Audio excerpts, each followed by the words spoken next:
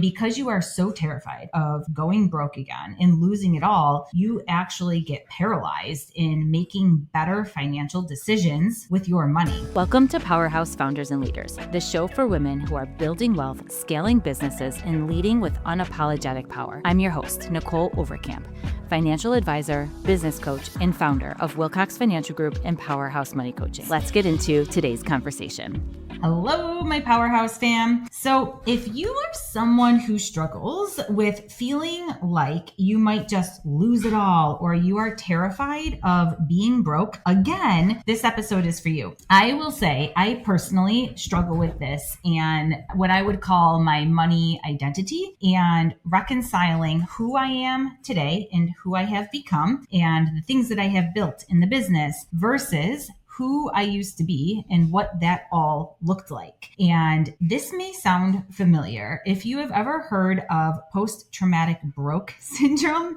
that is really what I'm talking about today. You know, a lot of my friends and even clients that I talk to really struggle with this. When you get to a point in your business where you've actually made it, you are making money, you have assets, income is coming in, and you are constantly living in this scarcity mindset or in this fear state of losing it all. And because you are so terrified of going broke again and losing it all, you actually get paralyzed in making better financial decisions with your money. And what that might look like is being extremely risk adverse and choosing to not take on opportunities that could help grow your business. It could also look like hoarding cash in the bank and not investing it in earning a better rate of return above and beyond your reserves. It could look like not saving enough for retirement, and again, having too much in cash, eroding away to inflation. And it could also look like this nervous system cycle of constant stress, pressure, and never being able to truly enjoy the wealth that you actually built for yourself, which is no way to live because you work really, really hard and you did so much to get to the point where you are today to not be able to enjoy and spend that money. And I totally get it. I can relate. I deal with this all the time, you know, and it's almost like you're waiting for that other shoe to drop. Or for me, I know I still to this day, even though I've gotten to the business to a point where we have multiple 7-figure revenues, I have 7 employees, we do have relatively consistent cash flow. I just had this happen to me last week. I looked at my calendar and I had some days that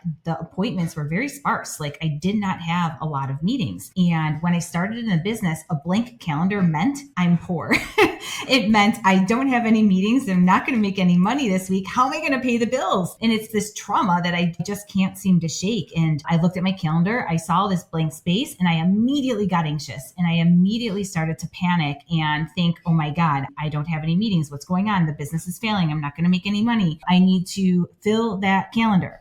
Now, let's unpack that a little bit. I intentionally hired a team and intentionally had conversations with them to create space in my calendar so I don't have meetings. I literally asked for this. And it is difficult to sometimes reconcile the thing that we ask for with what's happening in real life and in real time. And so psychologically, I feel unsafe when I see a blank calendar. But logically, I know that's exactly what I need to be able to continue to grow, expand, and work on the business and not just being in the business all the time. And I also have learned that it's very healthy for me to actually take a break and not work all the time and have that energy where I can get creative and really create the space. And there's no chance of me being poor by having a few blank days of the month in my calendar. I have set up a ton of stability and I have a lot of moats in my business as well. I know all of this logically. I know I'm not going to be poor if I don't have 10 meetings a day, but it really is tough to overcome some of those feelings. And so I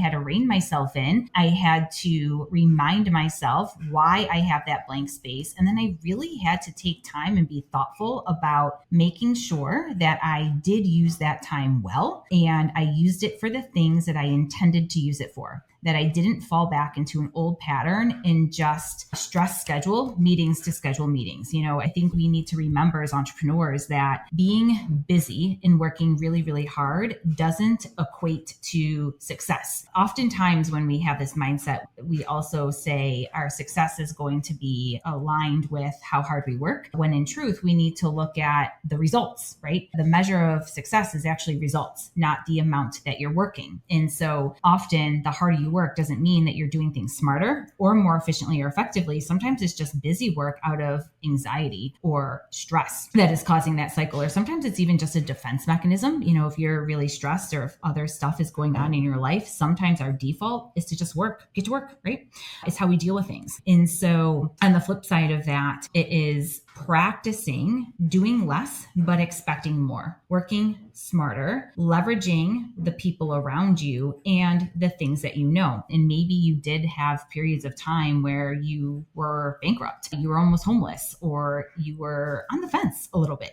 I know certainly I had periods of time where I had to pay my team and I couldn't pay myself. I had periods of time where I knew if I didn't go to work and earn a certain amount of money, I couldn't make rent. And those were really scary times. And as a matter of fact, I got my entire MBA working after hours at the office that I was at when I started my career as a financial advisor because I couldn't afford the internet. So I would literally stay there and study from like 9 to midnight because it's just what I had to do. And so, you go through these cycles of like, oh my God, I can never go back there again. And if I spend my money, I might go back there, when that's just not true. But it doesn't make it any less emotional. And one of the things that I have found in not only with myself, but also in working with clients is the value of really understanding your cash flow and understanding your plan. So one of the biggest things that I do with my entrepreneur clients is going through their business cash flow and showing them how everything is coming and going, where they are in terms of that financial moat, if you will. So,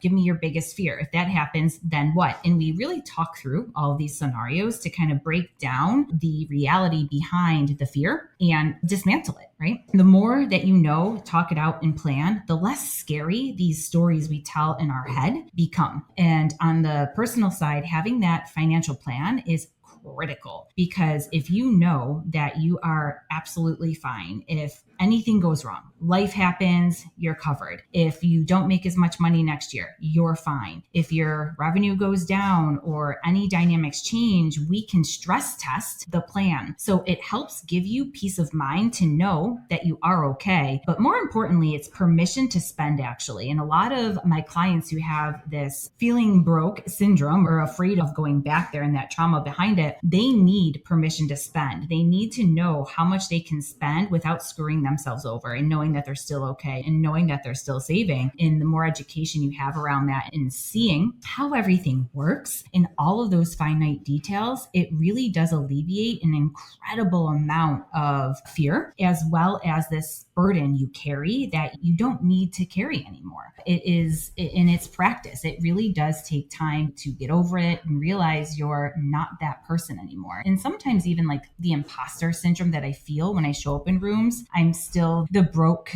20-something girl who couldn't afford to do the things that I wanted to do. And I couldn't really participate in a lot of conversations around me. And now I can do anything I want. But sometimes the perception of me isn't really who I am now. It's who I was. And that can fall into some really not so fun life choices. And life is really short. You don't want to hold back on stuff. You don't want to miss out on opportunities or enjoying a trip or an experience when you've earned it. You deserve it. It's okay. It is okay to spend money on yourself on even what other people call frivolous. Who gives a shit? It's your money. You earned it. Go have fun. It's okay. Sometimes it's like pulling teeth to get clients to spend money, but they're so excited once they realize they can, and they can go have fun and spend more. Like, it feels really good. And frankly, it's gratifying to appreciate that so much and the feeling that you get. So some of the things that you can practice doing are just saying yes to more opportunities that feel really fun and not being fearful of them. And again, you might need a plan to back all of this. You probably do. It's a really good idea. So we can definitely help with that. Or if you have another advisor that you trust, I really encourage you to work with a pro who understands comprehensive planning, and also in working with with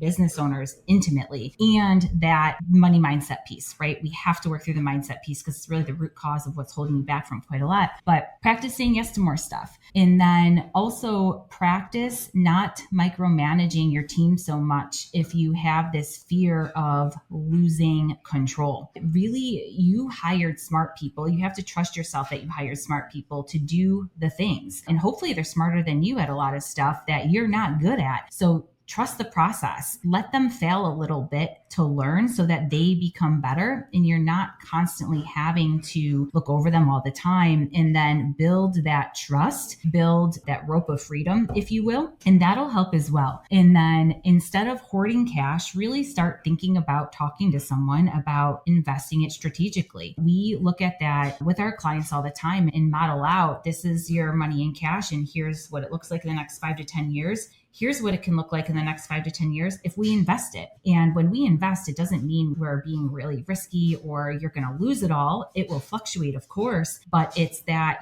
compound interest is like the eighth wonder of the world, right? Says Warren Buffett. And so we want to make sure that your money is earning money and working really hard so it can grow quicker and better so that you have more at the end of the day. And again, seeing that in the education behind it is really, really important so that you're not missing out on these opportunities. We miss out on so much by being frozen or paralyzed or indecision or just not knowing where to go to ask the questions. And so, please, if you don't have somewhere to go or anyone you trust that can understand you from an intimate level, please reach out to us. That is what we're here for. But at the end of the day, our goal, my goal for you, is to enjoy what you have built and feel that freedom, and then feel, such a peace of mind instead of constant panic, and continue to practice this. But the more you talk about it, the easier it will become, and you will be able to be a lot more intentional with the life that you've built because you're putting systems in place. You're hiring people to work through this. Maybe you can even help delegate or automate some of the things like the investing or the amount that goes into a spend account for you, if that's helpful. Because at the end of the day, you just work too hard to continue to struggle when you've actually built something really successful, and you have to begin to trust that process and feel safe. So I hope this is helpful for you. And until next time, continue to be courageous.